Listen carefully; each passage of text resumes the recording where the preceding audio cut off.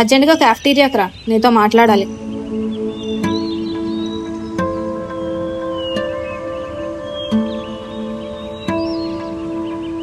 ఏంటి అంత అర్జెంట్గా రమ్మన్నావు? ఏం మాట్లాడాలి?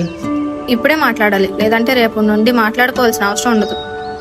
ఏంటి అంత సీరియస్గా మాట్లాడుతున్నావు? నేనేం చేశాను? నువ్వేం చేయలేదు కదా, అదే ప్రాబ్లం.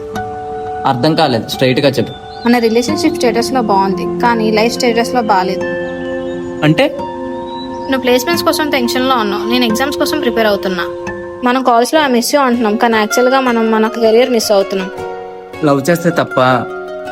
లవ్ తప్పు కాదు, కానీ రాంగ్ టైంలో రైట్ పర్సన్ కూడా ప్రాబ్లం అవుతాడు. మనం బ్యాలెన్స్ చేయొచ్చు కదా.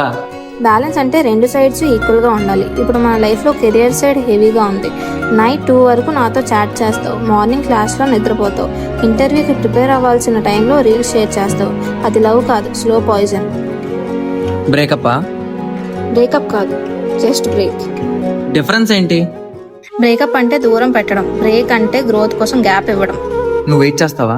నువ్వు నీ డ్రీమ్ కోసం ఫైట్ చేస్తే నేను వెయిట్ చేస్తా. ఆగొకసారి, నిజంగానే నేను లవ్ చేస్తున్నావా? లవ్ చేయకపోతే ఇలా ఫైట్ చేయను. మళ్ళీ ఎప్పుడు కలుద్దాం? 2 years తర్వాత సేమ్ ప్లేస్లో. అప్పుడు మన డ్రీమ్స్ ఫుల్ఫిల్ అయితే ఆటోమేటిక్గా మన లవ్ కూడా స్ట్రాంగ్ ఉంటుంది.